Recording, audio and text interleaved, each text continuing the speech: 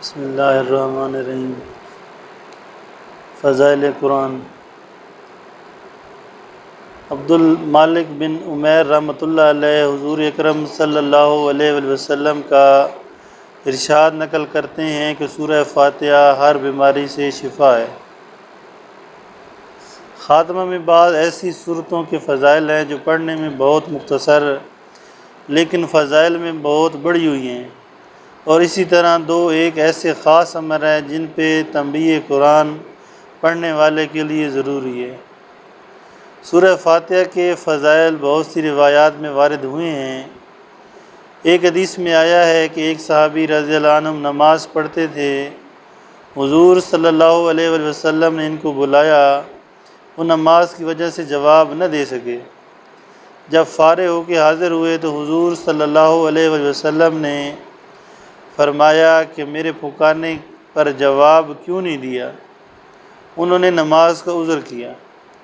حضور صلی اللہ علیہ وآلہ وسلم نے فرمایا کہ قرآن شریف کی آیت میں نہیں پڑھا یا ایھا الذین آمنوا استجیبوا للہ وللرسول اذا دعاکم، اے ایمان والو اللہ اور اس کے رسول کی پکار کا جواب دو جب بھی وہ تم کو بلاویں۔ پھر حضور صلی اللہ علیہ وآلہ وسلم نے ارشاد فرمایا کہ تجھے قرآن شریف کی سب سے بڑی سورت یعنی سب سے افضل بتاؤں؟ پھر حضور صلی اللہ علیہ وآلہ وسلم نے ارشاد فرمایا کہ وہ الحمد کی 7 آیتیں ہیں، یہ 7 مثانی ہیں اور قرآن عظیم۔ بعض صوفیاء سے منقول ہے کہ جو کچھ پہلی کتابوں میں تھا وہ سب کلام پاک میں آ گیا، اور جو کلام پاک میں ہیں وہ سب سورہ فاتحہ میں آ گیا، اور جو کچھ فاتحہ میں ہیں وہ بسم اللہ میں آ گیا، اور جو بسم اللہ میں ہے وہ اس کی بے میں آ گیا۔ اس کی شرح بتلاتے ہیں کہ بے کے معنی اس جگہ ملانے کے ہیں اور مخصوص سب چیزوں سے بندے کا اللہ جل شانہ کے ساتھ ملا دینا ہے۔ بعض نے ان کے ساتھ اضافہ کیا ہے کہ بے میں جو کچھ ہے وہ اس کے نقطہ میں آ گیا، یعنی وحدانیت کے نقطہ اصطلاح میں کہتے ہیں اس چیز کو جس کی تقسیم نہ ہو سکتی ہو۔ بعض مشائخ سے منقول ہے کہ ایاک نعبد و ایاک نستعین میں تمام مقاصد دینی و دنیوی آ گئے۔ ایک دوسری روایت میں حضور صلی اللہ علیہ وآلہ وسلم کا ارشاد وارد ہوا ہے، اس ذات کی قسم جس کے قبضہ میں میری جان ہے کہ اس جیسی صورت نازل نہیں ہوئی نہ تورات میں، نہ انجیل میں، نہ زبور میں، نہ بقیہ قرآن پاک میں۔ مشائخ نے لکھا ہے کہ اگر سورہ فاتحہ کو ایمان و یقین کے ساتھ پڑھے تو ہر بیماری سے شفا ہوتی ہے، دینی ہو یا دنیاوی، ظاہری ہو یا باطنی۔ لکھ کر لٹکانا اور چاٹنا بھی امراض کے لیے نافع ہے۔ صحابہ کی کتابوں میں وارد ہے کہ صحابہ رضی اللہ عنہم نے سانپ، بچھو کے کانٹے ہوئوں پر اور مرگی والوں پر اور دیوانوں پر سورہ فاتحہ پڑھ کر دم کیا، اور حضور صلی اللہ علیہ وآلہ وسلم نے اس کو جائز بھی رکھا۔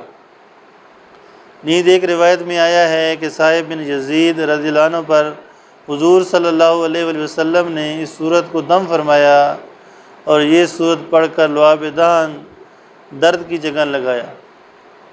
ایک اور روایت میں آیا ہے کہ جو شخص سونے کے ارادے سے لیٹے اور سورہ فاتحہ اور قل ھو اللہ احد پڑھ کر اپنے اوپر دم کر لے، موت کے سوا ہر بلا سے امن پاوے۔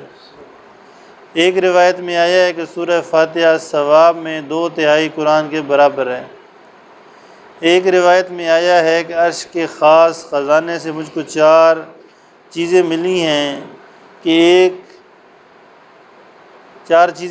کہ اور کوئی چیز اس خزانے سے کسی کو نہیں ملی۔ نمبر 1 سورہ فاتحہ، نمبر 2 آیت الکرسی، نمبر 3 سورہ بقرہ کی آخری آیات اور سورہ کوثر۔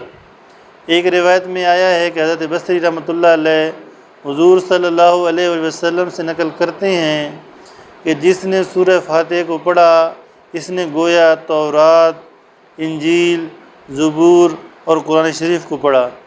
ایک روایت میں آیا ہے کہ ابلیس کو اپنے اوپر نوح اور زاری اور سر پہ خاک ڈالنے کی 4 مرتبہ نوبت آئی۔ اول جب اس پر لعنت ہوئی، دوسرے جب کہ اس کو آسمان سے زمین پہ ڈالا گیا، تیسرے جب کہ حضور اکرم صلی اللہ علیہ وسلم کو نبوت ملی، چوتھے جب کہ سورہ فاتحہ نازل ہوئی۔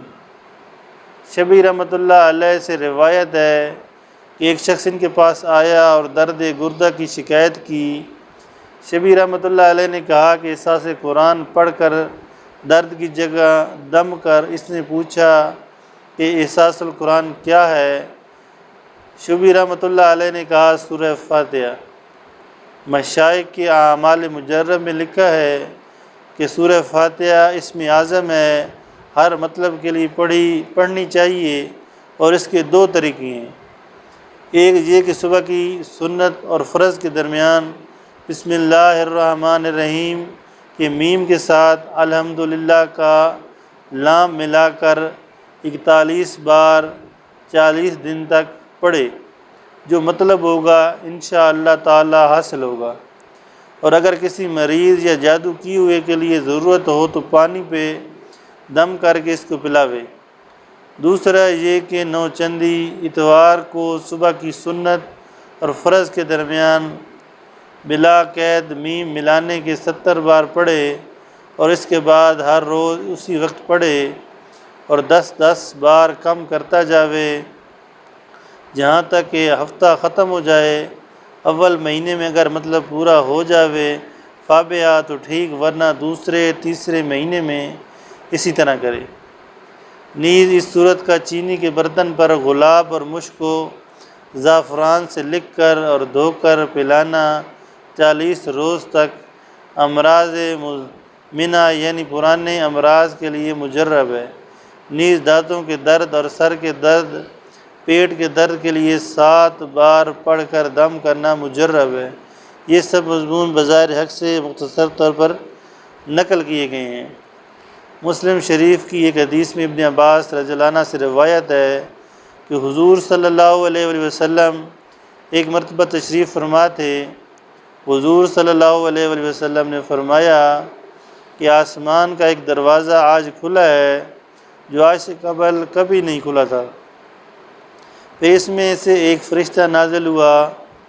حضور صلی اللہ علیہ وسلم نے فرمایا کہ یہ ایک فرشتہ نازل ہوا جو آج سے قبل کبھی نازل نہیں ہوا تھا۔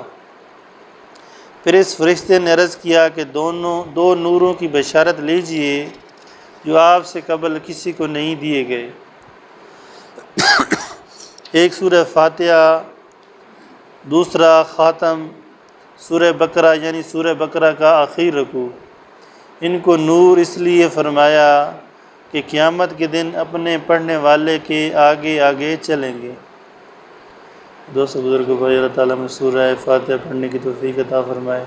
جو فضائل گنوائے گئے ہیں اللہ تعالیٰ ان پہ عمل کرنے کی توفیق عطا فرمائے۔ جو کچھ سنا ہے جو کچھ پڑھا اللہ قبول فرمائے، عمل کی حقیقت نصیب فرمائے۔